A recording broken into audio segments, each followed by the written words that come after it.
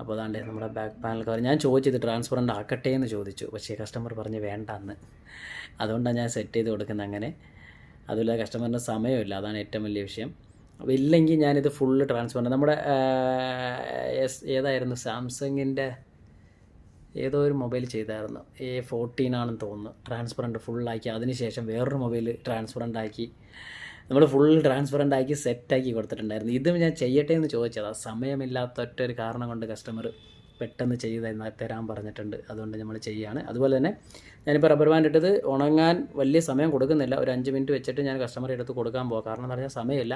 അതുപോലെ തന്നെ നമ്മുടെ ബാറ്ററി മാറുന്നെങ്കിൽ സെറ്റ് ചെയ്തതിന് ശേഷവും ചാർജ് കുത്തിയിട്ട് ഡിസ്ചാർജ് എല്ലാ കാര്യങ്ങളും, അതായത് ഡിസ്ചാർജ് ഹീറ്റ് വല്ലതും ഉണ്ടോ എന്നുള്ളത്, ചാർജ് എങ്ങനെ, അതായത് 1 മിനിറ്റിന് എത്ര പെർസെൻറ്റേജ് കയറുന്നു, 1 മിനിറ്റിൽ കറക്റ്റായിട്ട് പെർസെൻറ്റേജ് കയറുന്നുണ്ടോ, എല്ലാ കാര്യങ്ങളും നോക്കുക. ചാർജ് കുത്തിയിടുമ്പോൾ ഹീറ്റ് വല്ലതും വരുന്നുണ്ടോ, ഇതെല്ലാം ചെക്ക് ചെയ്തിട്ടേ കസ്റ്റമറെ കൊടുക്കാവൂ.